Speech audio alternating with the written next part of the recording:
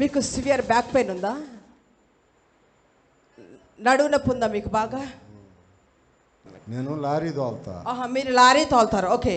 Lorry ఎక్కితే పై నుంచి కింద పడేశారు అమ్మ. ఎవరో పడేశారు మిమ్మల్ని. అప్పటి నుంచి మీకు విపరీతమైన, అప్పటి నుంచి మీకు ఈ రోగాలన్నీ ఉన్నాయి. అవునా? ఇప్పుడు మీరు వంగి చూసుకోండి. కానీ మీకు కొన్ని అలవాట్లు ఉన్నాయి. ఉన్నాయా? వాటన్నిటిని మానుకోవడానికి ఇష్టపడుతున్నారా?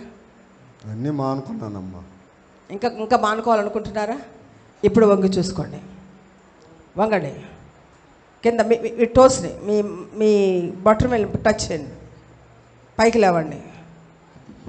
ఎట్లా ఉంది? కొంచెం అగపడుతుంది. ఇప్పుడు కొంచెం ఉంది. అంతకుముందు బాగా ఎక్కువ ఉండేది మీకు. ఒకటి, ప్రభు వారు స్వస్థపరిచినప్పుడు, అమ్మా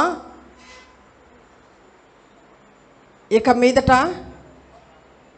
చెప్పాలి, ఇక మీదట పాపము చేయకము. కొంతమంది స్వస్థత కొన్ని అలవాట్లతో లింక్ అయి ఉంటుంది.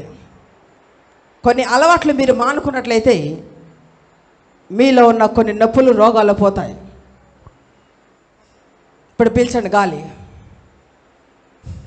మీరు కొన్ని అలవాట్లు మానుకోవాలనుకుంటున్నారా? గట్టిగా మానుకుంటారు. మళ్ళీ ఇప్పుడు గాలి పీల్చండి. యేసయ్య నా అలవాట్లను వదిలేస్తున్నానని చెప్పండి. యేసయ్య నా అలవాట్లు వదిలేస్తున్నానని చెప్పండి. ఇప్పుడు వంగి చూసుకోండి. కొన్ని దేవుని సన్నిధిలో మనం కొన్ని విడిచిపెట్టాలి.